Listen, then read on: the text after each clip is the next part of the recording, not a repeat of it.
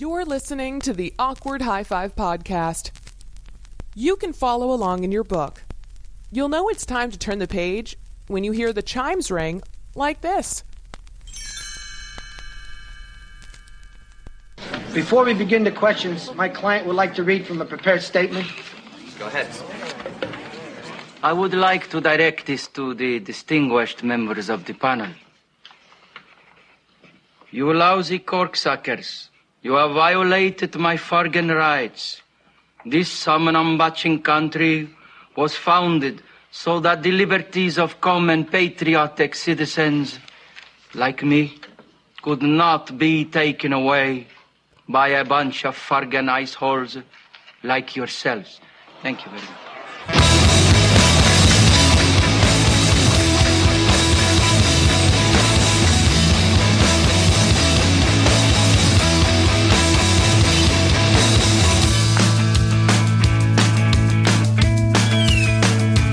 Fucking mood to knock down this wall, that wall, and that Fargan wall right now. Fargan walls at our Fargan house. How did we go 18 episodes without using a Johnny Dangerously quote? I don't know, but I'm glad you used it for this one because I'm ready to fucking bomb the house. Okay, you're pissed. We get it. We're gonna get to that. I promise we're getting to that. First, welcome to the Awkward High-Five podcast. Welcome. My name is Devin. And Ritchie. That's Ritchie, who is fuming pissed over there. I want to say this before you go into your rant about you being pissed, is that when I was getting this clip, Johnny Dangerously is one of our favorite films of all time.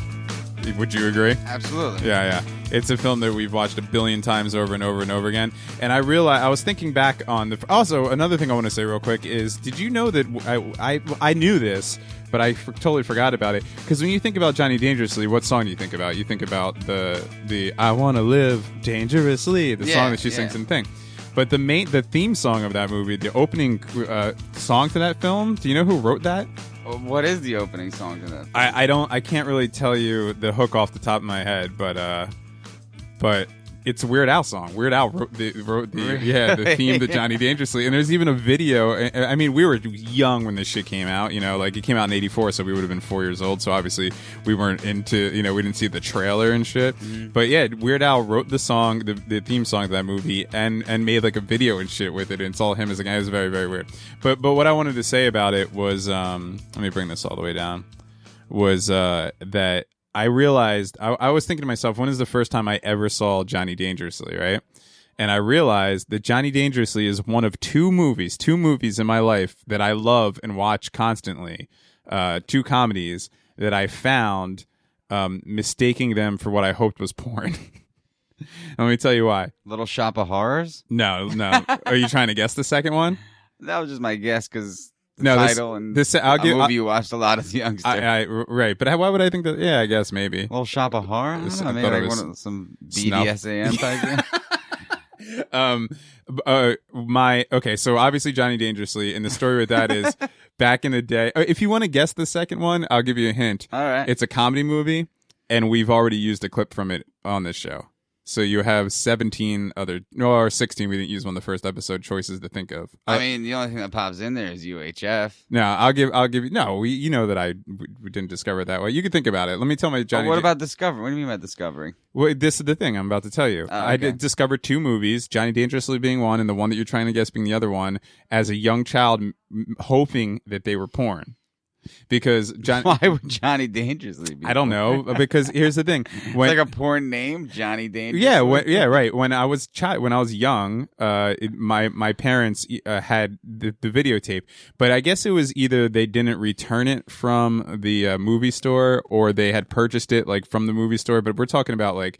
You know, this is back in the day before even like Blockbuster was big or anything. It was from like a hometown movie store, and you know how they would come the VHS tapes. They would just come in like a black case with like a white tape and like basically like handwriting on it. Right, you know what I mean? Right, so you would never see the cover of the movie. Like if they had a copy of Johnny Dangerously, but didn't have a cover with Michael Keaton and Joe Piscopo's face on it or anything. It was just a black box that said Johnny Dangerously. Yeah. So one day I found it, when I was young, probably like, I don't know, 8 to 10. I don't know the first time I ever saw that movie, and I saw Johnny Dangerously, and it was just so mysterious that in my mind I was hoping it was porn, and I put it in, and it ended up being one of the those like movies. plastic clear cases they came in. Yeah, right. Yeah, with no graphic or anything. Yeah. And the other movie, if you still want to guess, I'll tell you in a second, was the same concept, except I had a VCR. I think it was even one of those like top loader VCRs. We're talking like the 80s here, or at the very latest early 90s. Yeah, right at the beta break. and I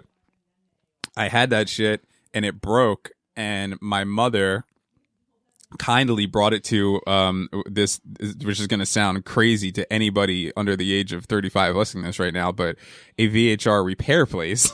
Wow. a place, a guy who actually worked on VCRs to get it fixed.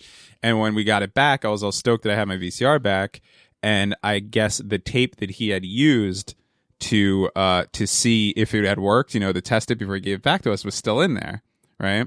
And it was a film, and it was called One Crazy Summer. And you thought that was porn? I'd never seen One Crazy Summer before. Great movie. Yeah, and I was like, oh yes, the same kind of thing. It was like an old tape, like no graphics or anything like that. So I was like, yes, this dirty VCR repairman was watching some porn, left it in there, and now 10-year-old Dev gets free porn, and then it ended up being yet another amazingly funny movie. Remember when we were getting that like bootleg cable, and then if you put on channel 0, you get that scrambled porn, and every once in a while you see like a green tit, and you're like, word. That was the greatest thing on the face. It was of awesome. the planet. I used to spank it to that. That in some ways that was almost more like erotic and a turn on than now just being able to type anything into Google and watch anything happen because you had to like work for it, and sit there and hope for it. Yeah. It was like the same thing as like this the first time when you were a child and you ever saw like the softcore movies like on Cinemax or HBO like late at night. Yeah. So first off, it's like the first time that you've been up past like you're up at like 2-3 in the morning, and all of a sudden this like movie comes on and it gives you that same kind I of used to feeling. record like a 5-second clip of someone like dry humping, and I used to just put it on loop and just whack. But my favorite thing is that you would actually have to like sit through the shit, because those movies weren't all porn in general. I mean, I guess people nowadays who grew up with internet porn don't know that porn used to actually have like stories and story arcs and like Dirk Diggler style. Yeah, and you would even in hardcore porn, you would still have to sit through like 20 minutes of people talking and them setting up the scene and all that stuff. The bar scene. And the same thing with the softcore porn. And again, in a way, you don't think that it wasn't just let us fuck. Yeah, right. In a way, you would think that wouldn't work because you're like, I'm here for one reason, let's just get to it. But in another way, it almost kind of made when it happened like more special because again, we're talking back in the 80s and the 90s. So if you were catching one of these movies on Cinemax or HBO, it was airing at that time. You couldn't fast forward it. You couldn't DVR it and then go back and flip through it. Like you had to stay with this shit while it was on, sitting there waiting for a tit to pop out. And then when it finally did, do you remember those when we were very, very young, the remote controls were that brown box. Yeah, the click, click, click, click, click, click, click. Yeah, right. Next layer, click, click, click. Yeah. Click. So again, for anybody who's ancient as we are, there is this box, like this brown wooden box that connected to the television, and it was all, you would click in the channels. It would be like 1 through 10 was the top row and all that stuff. And every child, every porn searching red-blooded child, when we were younger, found out very quickly that if you flipped on one of the pay channels, because the pay channels would come up scrambled, but if you flipped on one of the pay channels for a slight second, for like maybe 1 second, it would come in clear before it scrambled. Yep. So we would sit there as children and get to like the Cinemax or whatever was the Playboy channel or whatever was on, and you just be flipping back and forth real quick just so you could like get one little shot of a tit or a vagina or something. Yeah, they would fly on there for like 2 seconds. So I'd like to thank porn for not only the 20 plus years of enjoyment that it's given me, but also introducing me to two of my favorite movies, Johnny Dangerously and One Crazy Summer. Yeah. There were so many Johnny Dangerously quotes that I could have picked from that. I know. We could just fill it up. I mean, we could probably just do the next month of all Johnny, because there's not one part in that film that's not funny. Every single second of that film is funny. I always liked Johnny and the Mothers are playing at the Savoy tonight. I was thinking about that one. I was definitely thinking That's about that one one. of my faves. Obviously, the whole Piscopo line, you shouldn't hang me on the hook once. Yeah. I mean, it goes on and on and on, but Me and you should be teams here. We both wash a good floor. We're both racist. We're both Polish. We both wash a mean floor, and we're both racist. my favorite part of the movie, and I was going to get this too, but I didn't know if it translated well, is when he's on death row. Uncle Meridian. Uncle Meridian, Anna Meridians, all the little Meridians. Yeah. I missed the bus. You missed the bus. We missed the bus. We all When's the next missed bus? the bus. When's the next bus? This is the greatest shit ever. Okay, so you're pissed. You're fuming. This is the second podcast in a row. I that know. You've come in fuming hot. 17 and 18. Something about them. Just coming in. I show up on a good mood. I'm like, "What's up, Fuming. Richie?" And you're just fucking mad as shit. So, Well, go ahead, share with I you. must say, my friend, once again, RTG was harassed by the police. All right. Go ahead. And did, once again, absolutely nothing wrong. Okay. So I'm just parked in front of my apartment, as anyone does when they get dropped off. And my nosy neighbor who has a scanner, she's like Magda from fucking Something About Mary. She likes to listen to everything that's going on in the neighborhood. I'm there for 2 seconds. The cops roll up, start writing down names. They check my name. I knew I was clear. I was all good. I'm up to date on everything. But over the summer, I had this fine I didn't pay in Freehold, which at numerous times I attempted to pay. Went to Freehold, went to different courts, called up, did everything to pay this fine because I didn't want a lingering warrant. I had the money, wanted to pay it. This was a previous fine from other criminal activities. It was a careless driving ticket that I went to court for. Had a fine. Right. Went to pay it. They said it didn't exist. Okay. Right in the same court it happened in. Looked in the computer. Doesn't exist. Doesn't exist. Doesn't exist. I'm not going to give them money for something that doesn't exist. Sure, you know what right. I mean? Why would you? They couldn't give me an amount. So what am I going to pay them, you know? So you went to the courthouse and said, "I have an outstanding warrant. I want to pay it." And they said, "You do not have an outstanding warrant. Have a good day." Exactly. On more than one occasion. I had them check 3 times on that particular moment. Then I went into other courtrooms to ask because I was afraid that if I went to court for something else, they'd be like, "Well, you have a warrant here, so let's roll." So you were planning future court appearances. Future court appearances. I was very just trying nervous. to iron everything out for when you're in court later on. Yeah, so I'm really nervous. I wanted to get rid of it. Apparently, it doesn't exist. So the other night, the cop takes my information. It comes piling out of the woodwork, of course, that I do have this warrant in Freehold. Uh-huh. So, of course, I get arrested. I am treated like shit. So they brought you down to the station? They brought me down to the station. Mm-hmm. So I got arrested. I had my girlfriend come and had to pay a $550 bail that I'm still catching flack for, even though it was pretty much money that I made for her. But, you know what I mean? She's still giving me shit for it. Okay. And I'm miserable because of that. I'm miserable because I had to get arrested for something that I tried to take care of myself. Uh-huh. And I'm also miserable because one of the cops was great. I applaud you. But there's one cop that I do not mind saying on the air, Officer, just because you're bald and have a small penis, you really don't have to get angry at everything. You really don't. Okay, I'm bleeping that out.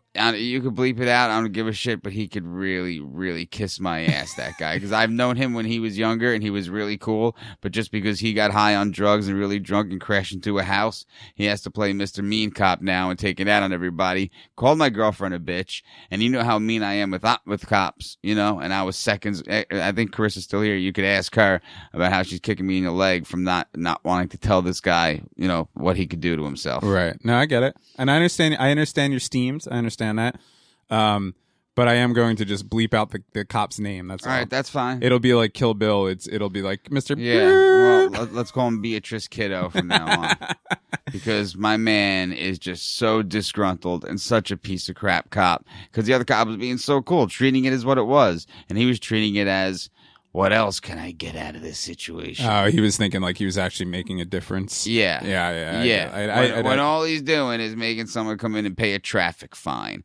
And it's like, dude, there's people at home building bombs right now, and you're getting a hard-on over taking some dude in for a traffic ticket. I do. That is one of the things with cops that I am going to agree with is that there is that modicum of taking the job way too seriously sometimes. And I understand you're here to serve and protect, and you want your your town and your district or whatever. Protect them from me, the little guy that's trying to go home and eat a fajita. No, I know. But I'm saying, like, I understand taking pride in it, but when you are just doing something stupid like hauling somebody in for a warrant out on an unpaid parking violation, and acting like you caught Pablo Escobar. Yeah, right. You know what I like mean? you're fucking Serpico or something. Yeah, exactly. No, I get it. This and one's that's going straight to the mayor. And that's when the ego thing comes into play, where it's like, all right, man, like. Because you have the badge on doesn't make you the better person here in this situation. Testing me, bro. I was just like, oh, name calling. That's what we're doing. We're name calling. That's really cute. Oh man, I wish I was on a fly because I've been there before, and I think we've referenced it on this show before. I've been there before. Numerous times when you in confrontations with the cops, and it's never not entertaining. Sometimes it's cringeworthy. Sometimes I'm just like, oh man, shut up. Why are you saying this? Whatever. But in the long run, they need to know what pieces of shit that they are. They really do. Okay. Well, there's a lot of people and if it's gonna make me end up in tighter cuffs than before, I just want them to know. I want them to go to bed at night knowing, man, am I really that big of a piece of shit? Yeah, but I don't think that bothers. Like, if they already look at you like you're the problem, so they're already looking down on you. You trying to point out their faults I don't think that's going to make them feel any worse. Well, whether it is or not, I want them. It's making you feel better. Yeah, good. Yeah, no, I get it. Good. I'm not saying either way. I'm saying neutral. I want them to know, man. I really do, because there was no reason for him to act the way he did. Or it was a traffic ticket. You know what I mean? I did nothing wrong to society. I did nothing wrong. I didn't hurt anybody. I wasn't, dealing drugs. I wasn't doing anything wrong. Right. It was a traffic ticket, and I could see if it was something that I avoided and was on the run for. But it was something that on numerous occasions I tried to pay and make right. So let me just get this straight. You were sitting outside of your apartment. You were getting dropped off. You were in a car with a friend of yours. Mm-hmm. And you guys were just kind of saying your goodbyes, maybe by talking about shit, as you do sometimes with the car idling, like, like, okay, I'll hit you up next time, whatever. Exactly. And then your nosy neighbor saw what was going on. Okay, so thought the situation was kind of suspicious and called the cops. Now, how long were you sitting out there for? Not even a couple minutes. Oh, so you were just getting clocked. He's one of those people that just looks out the window all day. Yes. Yeah, that's the yes. I know exactly who it is too. Yeah, that's the worst. My let's say right now her car is covered in loogies. Covered. It looks like a flock of seagulls shattered all over her car. The band? The band. The band Flock of Seagulls shat all over her car? I'd rather that, but unfortunately, real seagulls. And then you ran? So anyway, enough stupid 80s references. I know a couple people like that. My Carla, who we reference a lot on the show, her family's next door neighbor, there's a woman there, and she just stared. Anytime we ever went to her parents' house to visit, she was just staring out the window all the time. I don't understand. Like, get a life. I don't understand how you could live that way. And then also, I know a close family member of mine went through some shit at an apartment building that him and his girlfriend lived at, and it's a long story, and they were in the wrong for some things, but whatever. But they actually ended up in the paper for what happened. Unfortunately, in the police beat in the paper, but they were cool with the people who owned the apartment or who ran the apartment complex.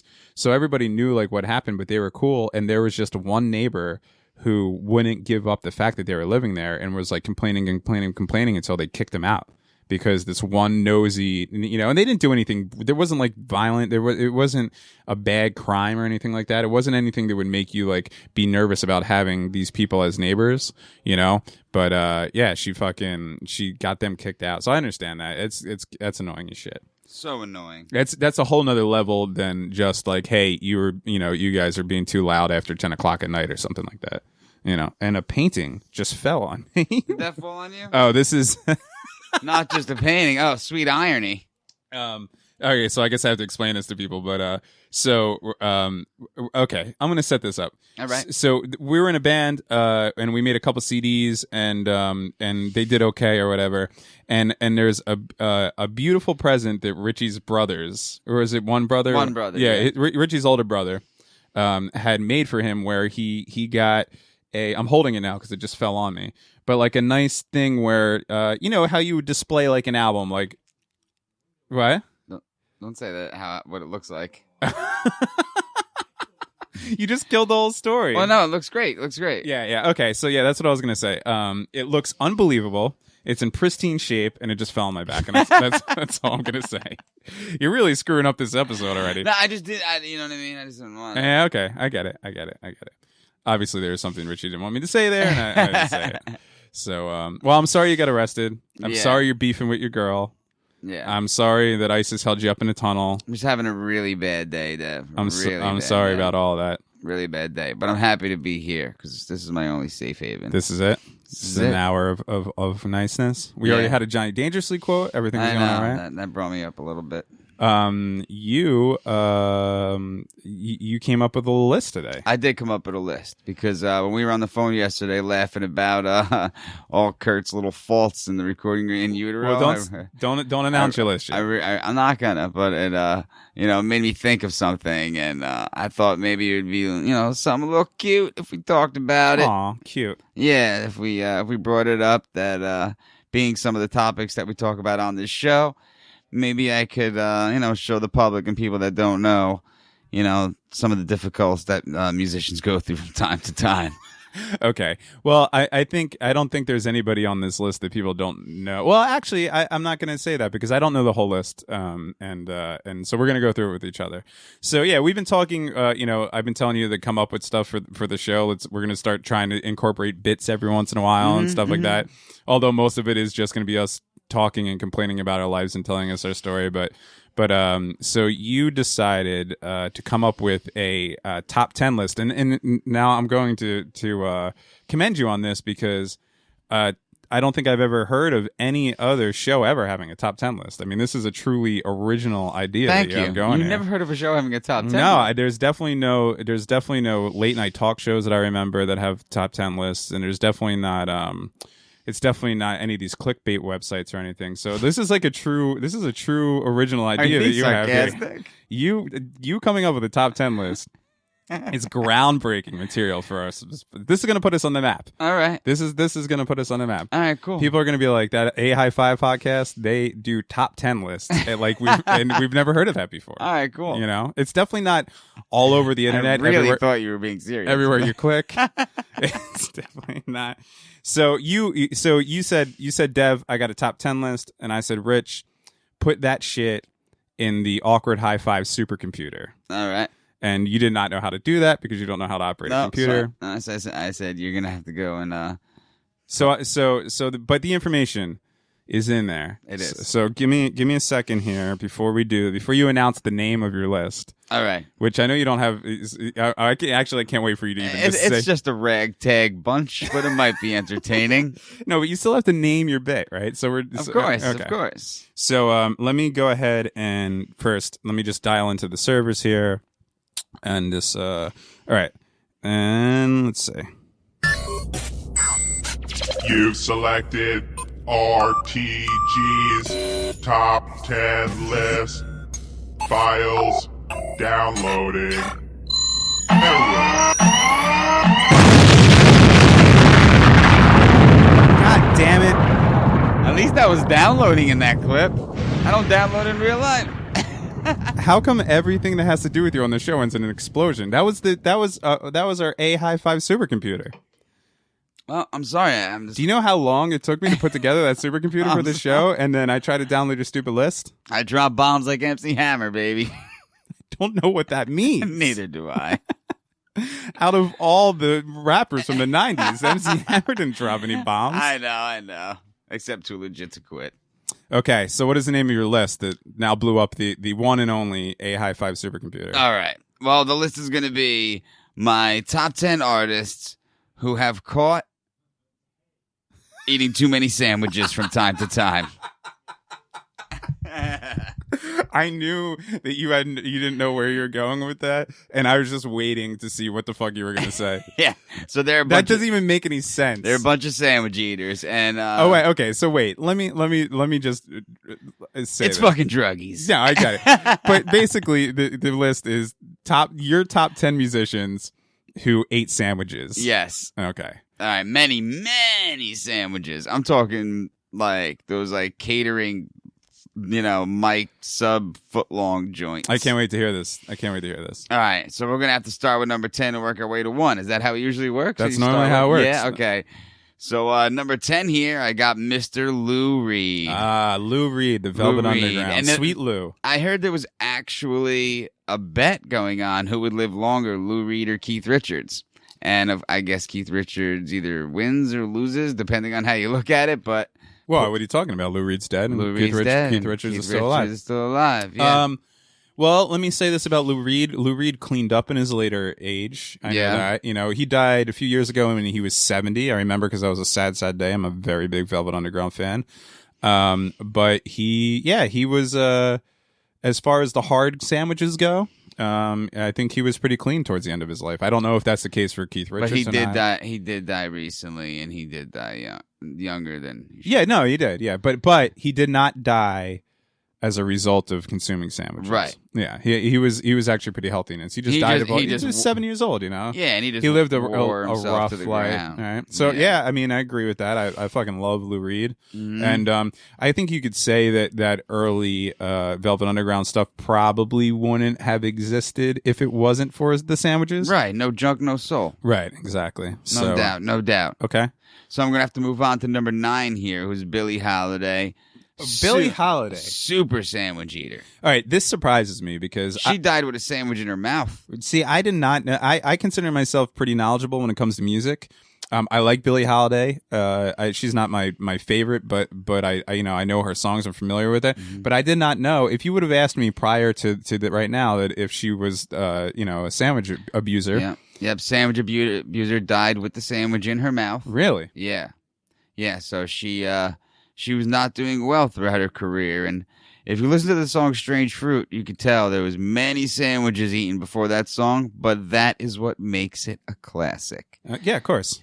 Because you can hear that pain, you can hear that, you can hear the lettuce, tomato, and mayo coming straight out that voice. So if God, this analogy is getting old already. I know. It'll be done after this list, I promise.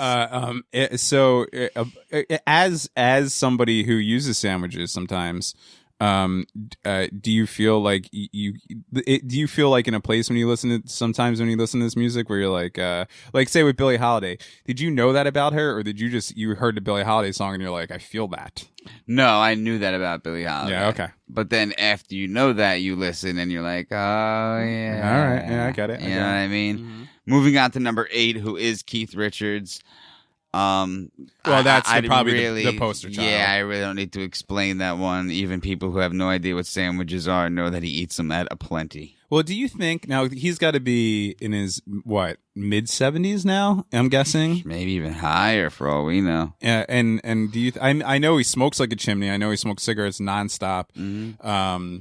I think Keith Richards is a testament to picking one style of life and staying. I think almost it's the extremes that kind of clip people down. You see what I'm saying? Where it's like if you say you are a constant sandwich eater, and then you stop, and then you start again, after a period of time, mm-hmm. and that might be a reason to go. Or if you're on and off with you have a really early sandwich eating life and then you get healthy, or vice versa, or something like that. But sometimes it seems to me that the guys, and I know it's probably rare, and I'm sure him being a multimillionaire helps the whole situation, and also having this awesome free living life and no, I'm sure no worries or anything. But the guys who commit to something early and just ride it the fuck out, it's almost like your body just gets used to it. There's never any change, and you kind of just coast that out, and in his case, make it into your at least 70s. Yeah, he definitely, and he's still kicking. He's definitely the biggest of all, I would say. The sandwiches. If you're gonna ask me one person off the top of my head that I would say as a musician sandwich eater, he would probably be it. All right, and for number 7, we got the Red Hot Chili Peppers. Okay, spending plenty of their time under that bridge, drawing that blood. All right, so when you say the Red Hot Chili Peppers, do you mean, because I don't think Flea was big into that shit, was he? I'm not gonna make a comment on that. I'm gonna if there was a guesstimeter, it would tilt more towards yes. Okay. Yeah. I know. Anthony, I can't picture Anthony Kiedis and Hillel Slovak doing their shit and Flea in the corner like, no, come on, guy, don't do that shit. It's the worst Flea impression.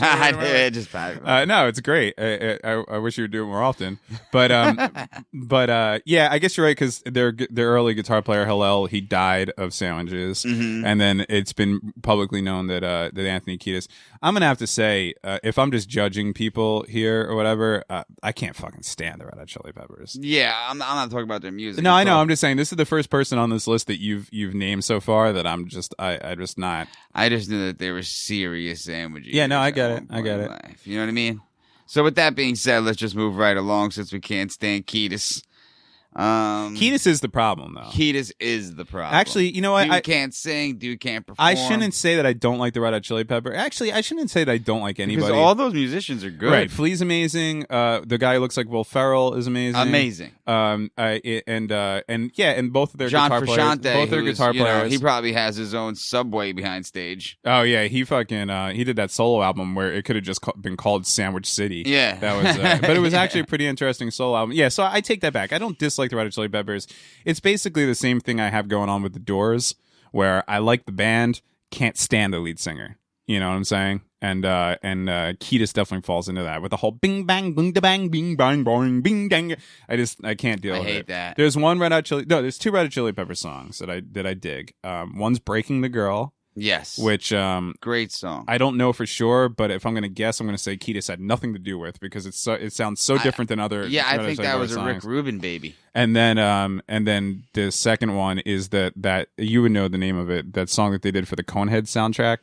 Oh, Soul to Squeeze. Soul to Squeeze. Amazing. Even though he does do the bing de bang boom de bangs and that or whatever, I can look past that. Flea's bass line takes you to a new level. Right. So I'll give him that. So anyway, Sandwich Eaters all. Go ahead. All right. So moving right along, we're going to have to go with my man, Nikki Sixx. Okay. What number is this? This is number 6. I had to put him at number 6 for being Nikki Sixx. With one extra X. Yes. Yes, another widely well-known sandwich abuser. Of course. Yeah. Of course. Known to drink it from a fire hose. Actually died and came back to life, correct? Yep. Yeah. And as soon as he came back to life, ripped all his crap out of all his IVs out, left the hospital to go find some more sandwiches. That is devotion to sandwiches, right seriously. There. My favorite Motley Crue is I don't know. I go back and forth with them. I could see them as corny, but then sometimes I also see them as like. There's some songs that I like. The earlier stuff I like, I guess. Like what's the one song that we covered at the Halloween show? Kickstart My Heart. Yeah, Kickstart My Heart. That's a pretty cool fucking song. Goodie. And I love Same Old Situation. That song's badass. That's not bad. I'm a big Motley Crue. So were they all sandwich eaters or was just Nikki Sixx? Because I don't know that much about them. I mean, usually when you get a band together like that, they're all eating sandwiches together, but some go to different extremes. You know what I mean? I didn't read their, but everybody who I know who's a musician or into rock music or punk music or heavy metal music or like the crews that we roll with, everybody tells me that I have to read their biography. The dirt. Yeah, they said that everyone says it's the fucking greatest thing in the world. But the one thing that I haven't read it, and I will one day. But the one thing that I find funny as fuck from Motley Crue is apparently when they were younger. They all had girlfriends, but they were, I know what you're going to say. About the burritos? Yeah. It's kind of nasty if you think about it. It's totally nasty, but that's what makes it kind of grimy and fun is that they would cheat on their girlfriends and then they would get burritos and they would actually stick their dicks in the burritos in order to get the smell of the other girl off their dicks. Instead of taking a shower like a normal human being would seriously. do, they just decided that was the best way to go. Yeah. And then baby, you don't smell like fish, but you smell like rotten beef. Yeah, you seriously smell like fucking green sauce. Yeah, you probably smell like worse pussy than you do if you fucking stuck with the puss. And then they mainline vodka. Rich, this just in. Hang on, I got good news. It looks like the awkward hi-fi supercomputer, thanks to our techs here, is back up and running. So I'm gonna try to get the rest of this list going out of here real quick. Give me a second. I'm just gonna try to Control-Alt-Delete and then here we go. You've selected RTG's top 10 list.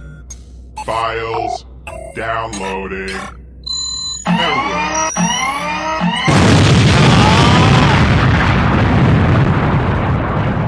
Again. Sorry, I'm sorry. You know, it's weird that that computer voice sounds familiar. It's a nice sounding voice. I mean, don't get me wrong. It just sounds kind of familiar. Anyway, you think you could do the rest of this from memory? Because our supercomputer just keeps blowing the fuck up. I'm gonna try. Did I leave off at Nikki Six? Nikki Six. Nikki the burrito Six, dick himself. Nikki Six only leads me to one other man. Oh, Sid Vicious, baby. No future. Personal favorite. No future. No future. Yes, obviously, giant sandwich addiction. Yeah. Bass never plugged in. Never plugged in. Never tuned. The strings were never taut enough to actually play bass on. Don't even think he actually played bass. It definitely was not, Well, the Sex Pistols were kind of, you can make the argument, and I'm a Sex Pistols fan. Mm-hmm. There's some punk people, punk aficionados that I know that don't give the Sex Pistols any credit. For the reason that I'm about to say, but I'm going to go ahead and say that I'm not one of them. I understand the whole thing, but I still, Nevermind the Bollocks is still an amazing album. I think it's still changed. I don't think it had the impact that the New York stuff, like the Dolls and the Ramones and stuff like that had. But as far as shaping what was to become punk, I think culture, the style, the dress, right, and the whole thing was Malcolm McLaren, or was the guy to put that together, and so a lot of people... He had that sex shop. Sex, right, yeah. And he was a clothes designer in England. He found these dudes on the street. Sid Vicious was not a part of it then. He put this band together. He was a groupie. Basically, the whole point that some people make is that the Sex Pistols were basically the punk version of a boy band. Right. Kind of like an NSYNC or Backstreet Boys. They were put together by a guy. Right, exactly. And told what to wear. Exactly. But you know what? They were still decent musicians. They still wrote really good songs. Johnny Rotten wrote some poignant lyrics. Then they had everything going. But then, yes, they brought Sid Vicious in, and Sid Vicious was basically brought in more for his look and he was kind of already like a well-known kind of like maniac on the streets that everybody knew Sid. So they kind of brought him into the band to kind of bolster that image a little bit. Yep. And it had nothing to do with his music his ability. his musical Absolutely ability whatsoever. not. Absolutely. And he was not. just a giant sandwich addict. As far as the punk community goes, I would definitely say he's probably the Keith Richards of the punk community. Absolutely. I mean, I guess the only other one that there's Johnny Thunders, but I would say G.G. Allen would probably be the other one. But Johnny Thunders was a guitar player. Yeah, but no, I know. Well, I'm just saying, as far as being like one of the fathers of punk rock who ate sandwiches. I got you. I got because all that. They were a bunch of sandwich eaters too. But what was I going to say? So yeah, so that's the way that goes, and everybody knows how that ended, and shit got a little stabby in a hotel room one night. It became no fun at all. Yeah. So all right, I'll give you that. Sid Vicious is number 4. Sid Vicious is number 5. Number 4 is one of my personal favorites. Oh, Sid Vicious is number 5. I find that a little high for this list. But I'm sorry. Maybe he should have been number 4 because this number 4 guy, I don't know, I think he was more of on the toot toot train than he was on the slower train. But I'm gonna have to go with what does that mean? Cocaine, my friend. Cocaine. Okay. Riding that train high. Yeah, the toot toot. Okay.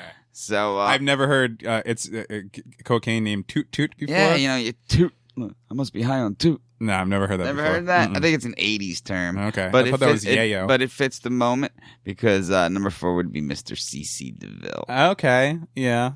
CC, come grab the guitar and talk to me. Yep, CC DeVille. My man was wrecked. I mean, he didn't move on to sandwiches after he was done with the train. But he moved on to sandwiches. Remember, he gained all that weight. That is my favorite fucking thing that I've ever seen on a behind the music before. When he got all fat, is he gained like 200 pounds because he was actually in a moo like Homer Simpson style. Yeah, big time. Moved back in with his parents. And gained all this fucking weight, and then like I guess he starts doing fucking Snap again or something, because I don't know how you dropped it. Number one, he is so tiny I don't understand how a human body could even like fucking expand that much. Like, how could you gain that much weight without previously being that fat already? Because there's pictures of him on that Behind the Music where he's literally in a muumuu. And you're just like, holy shit. And I felt bad for him because I like CC. I like CC too. Believe me, I like CC a lot more than that fucking rat bastard Bret Michaels. Believe me. Yeah. And and then he loses all the weight again. His family gets him back on track. And then his big welcome back thing was he was on Celebrity Jeopardy. Remember that? Mm-hmm. And then it's skinny CC again with his cowboy shirt on. Yeah, and he was looking pretty good. Yeah, so I don't think he falls in a sandwich category, but yeah, he was definitely more into Yeah. Okay, go ahead. And the next guy also done a plethora of drugs, so I don't know exactly how much he was into sandwiches, but just like his strung out stage, Mr. Johnny Cash, folks. Yeah. My man, another one chewing his face off at shows. Another one that you wouldn't think if you're like a casual music fan or don't know much about sandwiches and stuff like that. That's another one that you wouldn't think off the top of your head, but yeah, definitely he was. Oh man, he was bad news. I seen some videos of him looking like shit. Yeah, like how you say how they all fit that same image at one point, right? Where they look like they lost a chromosome. Yeah. My man lost 2 chromosomes. He looked like shit when he was all whacked out. And rumor has it, apparently Elvis is the one that introduced him to those drugs. Oh, I would believe that. Yeah, I could see that. So I mean, he was in bad shape. So everyone's seen the movie with Joaquin where he got all whacked on stage, started stomping out lights. Yeah. Probably the funniest moment in any movie. I laughed in my head. Johnny's here, comes out whacked from behind the stage, like it's fucking great. You love the music biopic. Oh my biopic thing. I wasn't a giant fan of that movie. It was okay, I guess. I thought, tell me it's a true story. I love it. No, I get it. I get it. Write a movie about it like a 900-foot eagle, and I'd be like, was it true? Johnny Cash, another one that lived to a ripe old age, right? He died in the 70s, I believe it was. Yeah. And he put out that weird album where he covered like a Depeche Mode song or an a Nine Inch Nails song. Let me say this about, and this is finally coming to light. I've actually heard this a few times recently, and it's made me happy. Look, I love Johnny Cash. I do. He's one of the few country musicians that I can listen to. I think he's a great songwriter. I think he's a good lyricist. A bard, if you will. But there's no way that his version of Hurt is better. I hate when people say his is better than Nine Inch Nails version. It's fucking not. I understand that some people don't like Nine Inch Nails. I personally do like Nine Inch Nails. Mm-hmm. A lot of people lump them in with like the butt rock from that era. Like a lot of people see Nine Inch Nails as the same as like Marilyn Manson or like Korn or something like that, Right. So, and I understand where people come from. So they're just like, they automatically say they don't like Nine Inch Nails. And I don't get it. I fucking love that band. But listen to Johnny. I get Johnny Cash's Hurt. There's a novelty to it. It's fun. I've listened to it. I like it. Listen to Hurt by Nine Inch Nails and listen to Hurt by Johnny Cash. And I'm fucking sorry. The Nine Inch Nails version blows away the Johnny Cash. No way. But I've been hearing that for years and years and years. Oh, the Johnny Cash version is better than the Nine Inch Nails version. It's not bad. It was interesting that he did it. Yeah, right. Let's leave it at that. Another Rick Rubin thing. I mean, Rick Rubin did that album. Did he? Yeah, I believe so. Let's leave it at that. Yeah, it's it cool. was cool that he did it, but it's not a better song. Yeah, no. Let's leave it at that. Okay. So we're going to move on to number 2, who was a complete shit show. And I watched a video on her, and she was just in shambles. And I kind of almost felt bad watching the video. But poor. I think I know who you're going to say. Poor Amy Winehouse. Yeah, and apparently there's a documentary out now that I'm dying to see. Yeah. I feel bad for that girl. Like I did too, man. There's no way she could get out of that addiction. She was so deep. She was so depressed, and it was. But I seen a video of her drugged out of her mind on stage. If anyone wants to take the ganders at it themselves. But yeah, we were actually looking at clips before the show, and we were looking at that one, and we were going to play it, but there's real audio wise, there's really no way that you could like. All you hear is the crowd booing because it sounds so bad. Yeah, but you could tell by looking at her. And you know what's weird about it is that she just looks, and she was. I mean, she died when she was 27. Yeah. So on this clip, she was probably 24, 25, something like that. She looks like a young girl who's too fucked up in a situation, and you've seen it on in your girlfriends or or a friend, or you're at a party and there's that one girl who's in the chair in the corner and is too fucked up and her friends have to drag her out of there. Yeah. You know, and it's you like feel bad. You feel bad, yeah. And you think Amy Winehouse, and you think of somebody who, like, you know, because she was a superstar as far as music goes, and made a whole bunch of money, and people looked up for her and all this stuff. And obviously she had all these drug problems, these sandwich problems, but like you still kind of give her like a little bit more credit, or like maybe she has her shit together a little bit more. And when you watch that clip, you do just see like a fucked up, kind of confused little girl on stage. It's kind of hard to watch in a little bit of a way, especially now that we know how it ends. You know? Yeah. But Winehouse apparently did not die from sandwiches. She died from withdrawing from alcohol. Yeah. Which I did not know this. Which is the hardest thing to withdraw from. Yeah, right. Yeah. I think maybe you told me this fact. Yeah, I did it's not dangerous. know that. Yeah. That and benzodiazepines, but more, you know, alcohol is. You can't just tell an alcohol to stop drinking and lock them in a room; they'll fucking die. Right. There's so many medications for alcohol withdrawal that it's so scary. Right. It's so scary. Yeah, that's a shame. She was the real deal, I would say. I mean, her music shot you back to that early girl group, Ronettes, that kind of thing, you know, which was which I thought was cool at first until I realized that she was going to bits. No, I know, but I mean, her music, that album is amazing. I'll still listen to that album. It was a good CD. They did it well. Yeah, no, so all right, that's number 2. So Amy Winehouse, higher on the list than Sid Vicious. Yeah, interesting. Yeah, coming from you, such a lifelong punk fan. Love punk, but I'm saying, like, you know, Sid Vicious was so young. He didn't do heroin for that long. Right. You know, he wasn't this lifelong heroin addict that people think. He was like the most straight. He was a drunk, but he's a 20-year-old kid. You know what I mean? Well, how old was he when he died? Like 21. No, I think he had to be older than that. I think he was 21, 22, bro. Really? Yeah, 23 tops. Okay. But once he met Nancy, because she hung out with the dolls, so she was like, "Sid, try some heroin." Right. We had a dream. We had a dog, and we loved him so much that we ate him. Hairbrush, toothbrush, things in doctor's office. All right, sorry, we're just doing state bits. I got to. We love the state. But anyone who's listening knows we do. He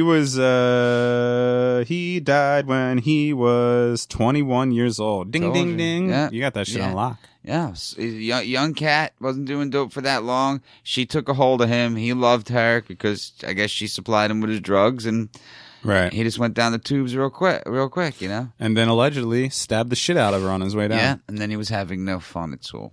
And I believe there's still a number 1 to get to. Now I don't know this for sure, but I think I'm gonna be able to guess what your number 1 is. Of course, because he's a mutual. I would say I use this word lightly, but I'm gonna say idol of ours, of both of ours. Of course, hit at a very early age.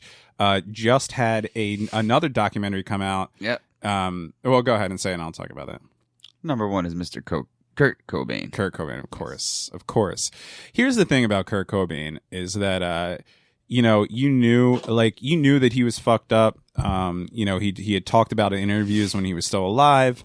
And we were young at that time, he died when we were 14. So like we were listening to Nirvana for like from the time we were like 10 to when we were like 14, Right. So you can't grasp what that is at the time. But he always said, "Oh, I use these drugs because I have this chronic stomach problem." Right. And it's, and I don't want to be like that and everything. And I always believed that, and I still do in a way believe that. But did you watch Montage of Heck? Right. I did. There is footage in that specifically one scene where they're trying to cut Frances Bean's hair and he's fucked up and he's holding her and he's like full on nodding out, fucked up. That I've listened. I've liked this guy my whole life. I've listened to his music. Again, he like got me into music in a certain way when I was young enough.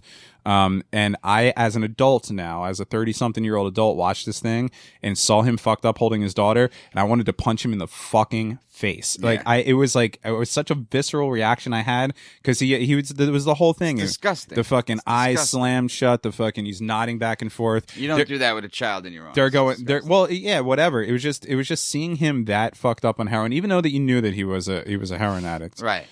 Just seeing him that fucked up, it was almost shocking. Like it was that was the one thing that I took from that documentary. If you guys at home haven't watched it and you're any close of a fan of Nirvana or 90s music or anything, definitely watch it. It's amazing. But But that was the one thing in that movie that stuck with me is that one scene. It just fucking, and they're all fucked up. Courtney Love's got her tits flopping all over the place the whole time and shit. Like none of that, whatever. That's disgusting. all. That's Village all, feeders. That's all fine. Don't care. I care because they're disgusting tits. You know what? Well, you know what the thing is about those tits though is I think that they had just had a child and apparently that changes things. See, me and you don't know that because we're not fathers, right? Or have ever stuck with a woman long enough to even get close to that situation, right? But apparently, because if you see her in like say, I know it's a movie, so there's probably makeup and shit. But say like, what was that Larry Flint movie she did with the People versus Larry Flint? She's naked all over that whole fucking thing, and her tits don't look like that. Nah, So I don't know. But anyway, this whole conversation isn't Courtney Love's tits. This conversation is seeing Kurt Cobain that fucked up on dope. Right, was very crazy to watch. Right, and I was listening to In Utero this weekend, and I was thinking about how bad he was on heroin during that time. And when you go into a recording studio and you're there with your friends pretty much living in the studio, you're going to have to get off dope. So, like, I hear him coughing and sneezing throughout the recording of the record, and I'm like, my man's withdrawing on this record. Oh, okay. He's not, that's interesting. He's not feeling so well. And that could be part of the reason why the record sounds so good, because he's not high. You don't think that he was high during the recording of In Utero? Maybe he got some tasters, but I'm saying he was lighter on the sandwiches than he was heavy. Yeah? Yeah. And you think that that's where because there is a couple, now that I think about it, there's a couple instances on that album where he does like kind of like cough. Sneeze a lot. Yeah. And I always wondered if they did that on purpose or like did he write that in? Like, okay, so the verse, chorus, pre-chorus, verse, bridge. Sneeze. Then I'm gonna throw in, in a little cough there, and then or a little snicker or something. My man's under the weather. Yeah, he's got the bleeps, the creeps, and the creeps. All right, you know a lot more about the subject than I do, so I'm gonna trust you on that. Yeah, and it's a very interesting theory. I could spot a man withdrawing from a mile away, my friend. Okay, yeah. That's an interesting theory. Okay. Yeah. So Kurt Cobain, number one, of course. So there it is, man. that was that. In my opinion, those are the top 10 dudes that I pretty much thought were eating sandwiches throughout their whole entire career, let alone perform on them. Yeah, and that's a pretty. And again, like there are some other ones out there that. Oh, I thought of plenty while I was writing it. I just tried to narrow it down. Do you know what I found out the other day was that, and this is an interesting one that I don't know if you would know this or not, but Tom Petty. Oh yeah, he said that like the whole 90s he was on dope. Yeah, that's weird to me. Like I always thought, obviously Tom Petty's a fucking weed smoker, and like I'm sure that he fucks around with shit. But Tom Petty on heroin, I never saw the connection there. But he came out and said that. I could see the connection. He like when you say they look like him, I think he's a looker. Really? Yeah, totally. I don't. Why? Because he's so skinny? Well, he's got that Bill Murray face. Or is it because he did that weird Alice in Wonderland video? Where oh my God. When I first saw that video, I was 10 years old, and I really did have nightmares. That song. Don't come around here no more. Yeah, that scares me a little bit, man. Fit it up. Stop that shit. That's freaky shit. All right, Rich. Okay. Yes. I just got word from our awkward high five technicians that our supercomputer is up and running. Thank God. I thought I really put a damper on So I'm gonna just to put a bookend on your list or whatever, I'm gonna try it one more time, but if this thing fucking explodes again. I was gonna say, well, we pretty much did. We pretty much did. Well, I guess our supercomputer has the Inside the Mind of RTG drop on it. No, let me check with the supercomputer now, though. Oh, seems like everything's operational. You selected RTG's top 10 list. Files downloading. That's a good sign. There we go.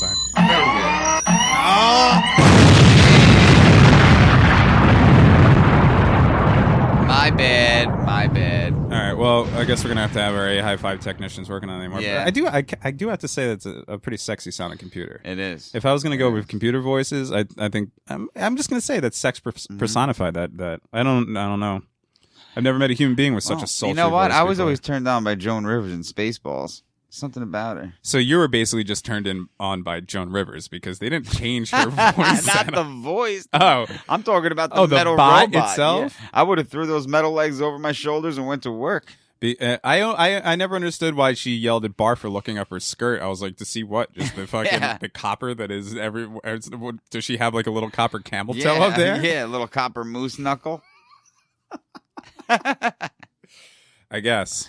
I don't know. I just hope that top 10 list, sheds some light on some people to where they know how many people out there eat sandwiches while they're performing. I'm going to say that there is no surprise. Well, that doesn't even make a dent in the musical world. I mean, it's pretty much synonymous with music, Yeah. I think it was a pretty thorough list. I think you hit some different genres, if you will. Yeah. And all that stuff. So, good list. Thank you. And come up with more of them. Thank you. We now have the drop, and hopefully things won't explode next time. But maybe we'll make this a list. reoccurring segment of Richie's top 10 list. I'll try. Because again, it's such an original idea. I mean, it's so original that I can't even deal with it. I know. I heard David Letterman called me and he's like, "What did you do on that show? What are you David gonna do?" He's like, "You did a top 10 list," and I was like, "Yeah." He's like, "Holy shit, we gotta try that shit." I was like, "All right." Was this before or after he retired? It was while I was writing it. He called me. He has my personal number. Oh, okay. Yeah, we stay in touch. Okay. Because he's not on the air anymore, so he's just doing top 10s at home. Yeah, well, I get advice from him from here and here. Oh, okay. Yeah. All right. No, good enough. So all right, cool. Yeah. I know. Hey, look, I think it's original as shit. I think we're doing some groundbreaking material right here with the top 10 list. I just gotta say one thing, Dev. I've been thinking more and more about this, and I'm really stoked about throwing this party one day. I say we're gonna have to, instead of me eating the goldfish at 100 reviews, I think that's when we throw the party, and I'll eat the goldfish at the party. Okay, yeah. Because I want to throw this party, man. I want Right. to have a good old time. We're not gonna rush into anything, but I want to bring our AHI5 community together. Okay. In person. No, definitely. We're still building that community, so it's going to take time. Not anytime soon, but it's going to take a while to get those reviews. All right, so here's what Richie's referencing to all you folk at home is I put something on the interwebbings the other day if you listen to last episode, I was saying that we need reviews on iTunes. So if you would be so kind as to go to iTunes, find the Awkward Hi-Fi podcast and write a review. Just write a couple words. You can put whatever you want. Doesn't have to be long. Doesn't have to be interesting. It's more just the whole bulk of the actual reviews. The more reviews we have, the higher up we are. The more eyeballs that see us, the bigger we're able to grow this Hi-Fi podcast, and people could hear quality bits like Richie's top 10 list and stuff like that. Plus us talking about all of our problems and all that shit, which is what we want to do. So I put something on Facebook saying that if we get, and we're holding to this, once we have 100 written reviews, that you will once again revisit the whole swallowing a goldfish angle that you did way back a decade ago I think in we're college. gonna have to do it in person. That's why I think we should save it for the party. No, that's fine. Yeah. I mean, I guess if we did it here, unless maybe we periscoped it or we put it on YouTube or something like that, we would, but that's a good idea. So let's get to 100 reviews. Once we get to 100 written reviews for the Awkward Hi-Fi podcast on iTunes, then you are locked in, Richie. RTG is locked in on the fact that he's going to swallow a goldfish. Yes, sir.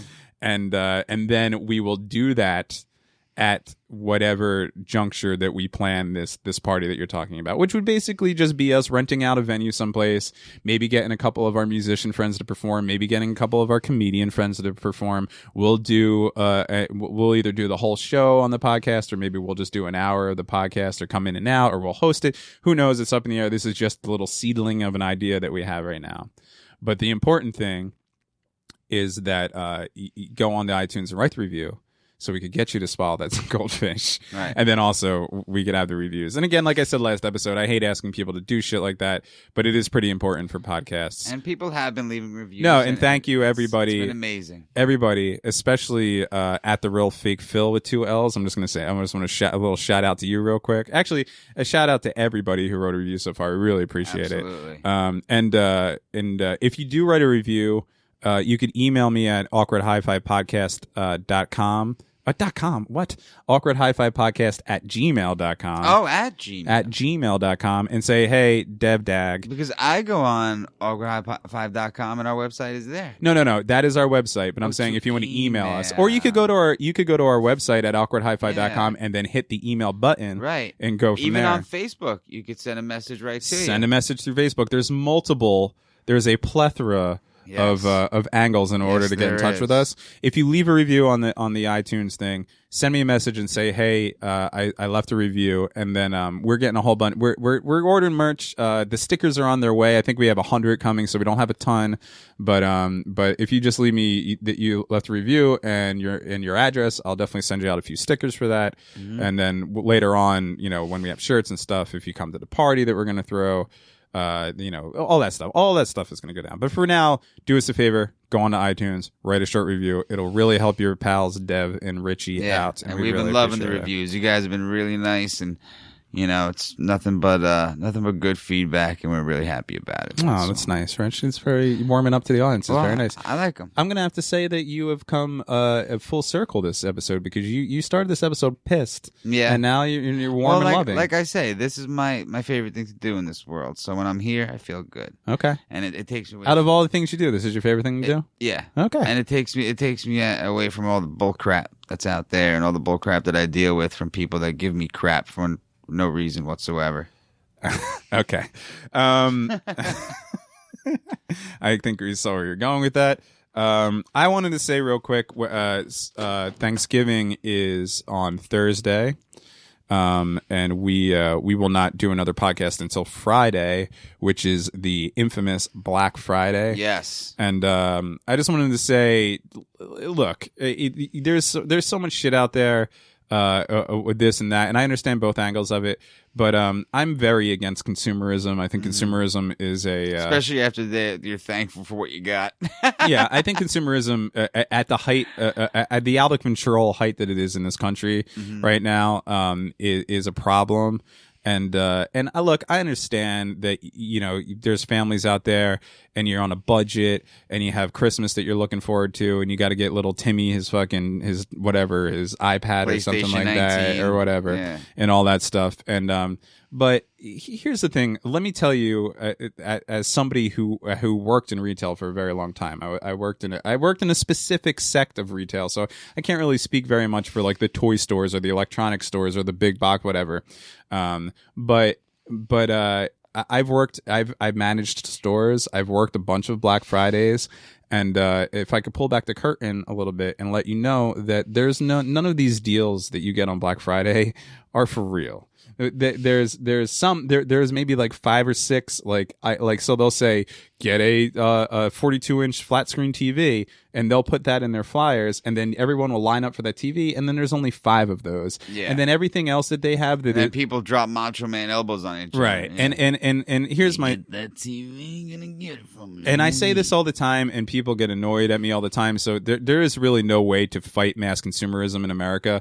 But I'm just going to make my voice heard that I understand that you might want to go someplace at midnight. No, I shouldn't say I understand it, because I don't. Personally, I do not understand it. But I'm going to give you the benefit of the doubt that if you want to leave your warm family home after having a nice dinner with your whole family and then go wait around the corner at a fucking Best Buy at midnight or whatever for a camcorder to get $50 off something that is already marked up 300%, that it just, if you're going to do that, just do me a favor, take a look at yourself and just see how fucking silly you are. Yeah. I mean, it's just, I'm trying to hold the line where I don't want to like offend anybody and say like, oh, you're wrong for doing that, because everybody has their reasons. But just do me a favor, if you listen to this podcast and you are one of those Black Friday shoppers, just maybe take a second out of while you're rushing around trying to grab these deals or whatever they are, and kind of look at the whole situation and see how incredibly ridiculous it is. Because believe me, it is incredibly ridiculous. I worked retail for a very long time. And I will never, ever shop on Black Friday. It will never happen. Never have, never will. No, it'll never happen. No. It's a ripoff. It's exploitive to the people who take part of it. Almost all of these deals, and another little industry secret I could tell you about retail is that these one-day sales now, they don't exist anymore. So like the Memorial Day, Labor Day, Veterans Day, fucking blah, blah, blah, Monday sales, all these companies now, these sales last for at least a 4-day weekend, so Friday through Monday, or a week or something like that. So all these deals that everyone's lining up for to trample over each other to get and all that stuff, you're going to be able to get those besides the 5 flat screens that are $200 that are going to sell it in 3 seconds, that's the only thing. it's Johnny from the Warehouse's fucking aunt. He's the first one online anyway. Yeah, you know. But otherwise, you're going to be able to get this anyway. So just be courteous of other people. Stay with your fucking families. Yeah. Enjoy the holidays. Don't slap on Ric Flair figure 4s in the middle of the aisles and shit, looking like you're tough. And just stop being mindless consumers, and maybe we'll be able to change this country for the better someday. Yeah, That's absolutely. all. Not to get serious at the end of it, but I say this every year, and nobody ever listens to me, and I'm going to continue to say it until I die. It's just, mindless consumerism needs to stop in this country. That's all. Write that review, people. I miss your taste and you'll see. Oh man, I hope the song doesn't explode. All right, thank you for listening to this episode of the thanks, Awkward guys. High Five podcast. We will be back on Black Friday. Yep. And we'll have another one for you then. And that was not a racist remark. No, that was just. All right, we'll see you guys next time. Thanks. To kiss you in your tight white dress.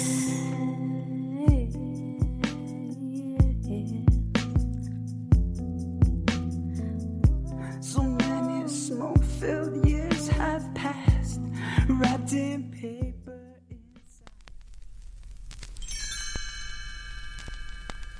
Thanks for listening to the Awkward High Five podcast. For more episodes, visit awkwardhigh5.com.